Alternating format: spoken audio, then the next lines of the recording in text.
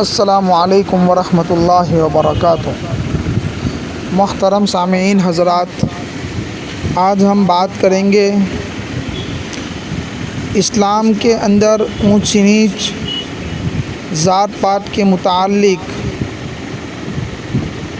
ذات اور برادری کی بنیاد پر اونچ نیچ کا تصور مسلم معاشرے کا ناسور ہے۔ یہ تصور ان قوموں سے مسلمانوں میں منتقل ہوا ہے جن کی پہچان ہی اونچ نیچ اور ذات برادری کی بنیاد پر قائم ہے۔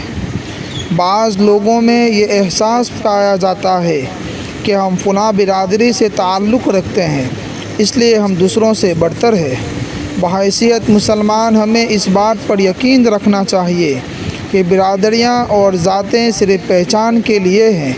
اسلام تمام اونچ نیچ کو مٹانے، سارے امتیازات کو ختم کرنے اور محمود و ایاز کو ایک صف میں کھڑا کرنے کے لیے آیا تھا، اور اسلام نے یہ کارنامہ انجام دیا۔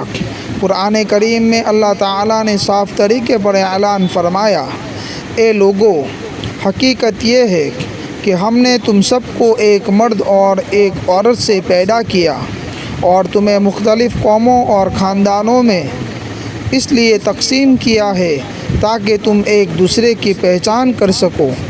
در حقیقت اللہ کے نزدیک تم میں سب سے زیادہ عزت والا وہ ہے جو تم میں سب سے زیادہ متقی ہو۔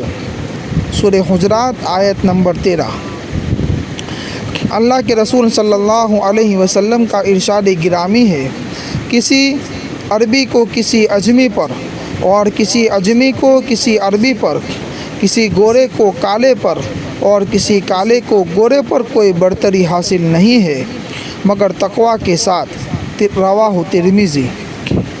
قرآن اور حدیث کی ان واضح ہدایات کے باوجود اگر کوئی شخص اپنے آپ کو رنگ، نسل، زبان، برادری کی بنیاد پر بڑا سمجھتا ہے تو وہ اسلام کی بنیادوں کو کمزور کر رہا ہے اور جاہلیت کے فتنے کا شکار ہو رہا ہے۔ زمانہ جاہلیت میں لوگ حسب نسب پر فخر کرتے تھے اور اپنے آپ کو دوسروں سے بڑا ظاہر کرنے کی کوشش کرتے تھے۔ جب حضور صلی اللہ علیہ وسلم تشریف لائے تو آپ نے نہ صرف مساوات کی تعلیم دی بلکہ اس کا عملی نمونہ بھی پیش کیا۔ اللہ کے رسول صلی اللہ علیہ وسلم نے رشتہ نکاح کے انتخاب کے سلسلے میں ہمیں یہ ہدایت دی ہے کہ جب تمہارے پاس کوئی ایسا رشتہ آئے جو دین اور اخلاق کے اعتبار سے پسندیدہ ہو تو تم اپنے زیر ولایت لڑکی کا نکاح کر دیا کرو۔ اگر تم ایسا نہیں کرو گے تو زمین میں فتنہ اور بڑا بگاڑ پیدا ہوگا۔ رواہ مشکات۔ حضور صلی اللہ علیہ وسلم نے دین اور اخلاق کو رشتہ نکاح کی بنیاد قرار دیا، لہٰذا اگر کسی رشتے میں یہ دونوں خوبیاں پائی جاتی ہے تو اس کو قبول کر لینا چاہیے، خواہ وہ مسلمانوں کی کسی بھی برادری سے تعلق رکھتا ہو۔ آپ صلی اللہ علیہ وسلم جس خاندان سے تعلق رکھتے تھے وہ عرب کا سب سے اونچا خاندان تسلیم کیا جاتا تھا۔ اس کے باوجود آپ نے اپنے خاندان کی ایک خاتون حضرت زینب رضی اللہ عنہا کا نکاح حضرت زید ابن حارثہ رضی اللہ عنہ کے ساتھ کیا جو آپ کے آزاد کردہ غلام تھے۔ حضور صلی اللہ علیہ وسلم کا یہ عمل ان لوگوں کے لیے بڑا سبق ہے جو یہ سوچ رکھتے ہیں کہ رشتہ برادری کی بنیاد پر ہی قبول کرنا چاہیے، لہٰذا وہ دوسری برادری کے رشتوں کو ٹھکرا دیتے ہیں۔ ان کی یہ سوچ غیر اسلامی ہے اور حضور صلی اللہ علیہ وسلم کے ارشاد کی کھلی ہوئی نافرمانی ہے۔ مساوات اور برادری کے سلسلے میں اسلامی تاریخ کا یہ واقعہ بھی ناقابل فراموش ہے۔ یہ فتح مکہ کے موقع پر جب پہلی اذان دینے کی نوبت آئی تو حضرت ابوبکر صدیق اور حضرت عمر ابن خطاب رضی اللہ عنہما جیسے جلیل القدر صحابہ کی موجودگی میں حضور صلی اللہ علیہ وسلم نے حضرت بلال رضی اللہ عنہ کو حکم دیا کہ وہ کعبۃ اللہ کی چھت پر چڑھ کر اذان دے۔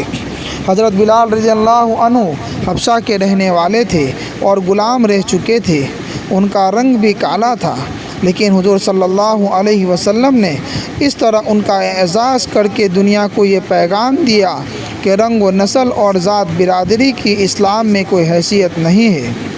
یہ بات بھی کسی سے ڈھکی چھپی نہیں ہے کہ برادری واد سیاسی چولہے کا ایندھن ہے۔ سیاست کی ہانڈی عموماً برادری واد کی آنکھ پر پکتی ہے اور مختلف سیاسی حضرات اپنے سیاسی مفادات کے لیے برادری واد کے فتنے کو ہوا دیتے رہتے ہیں۔ ایسے لوگوں کو یہ بات سمجھنی چاہیے کہ اگر وہ ذات کی بنیاد پر کسی کو اونچا اور نیچا سمجھتے ہیں یا مختلف مسالک کی بنیاد پر کسی کی تحقیر کرتے ہیں تو اسلامی نقطۂ نظر سے ہم اس راہ پر جا رہے ہیں جو اللہ تعالیٰ اور اس کے پاک رسول صلی اللہ علیہ وسلم کی نگاہ میں ناپسندیدہ ہے۔ علماء کرام اور ائمہ مساجد موقع بموقع اس موضوع پر منبر و محراب سے گفتگو کرتے رہتے ہیں۔ چونکہ اس وقت یہ فتنہ شدت اختیار کر رہا ہے، اس لیے ان کی ذمہ داری ہے کہ وہ مذکورہ تعلیمات و ہدایات اور واقعات کو عام لوگوں کے سامنے بیان کرے اور برادری واد کے بڑھتے ہوئے فتنے پر روک لگانے کے سلسلے میں اپنا بنیادی کردار ادا کرے۔ اللہ ہم سب کو حسب و نسب پر فخر کرنے سے بچائے، آمین۔ السلام علیکم ورحمۃ اللہ وبرکاتہ۔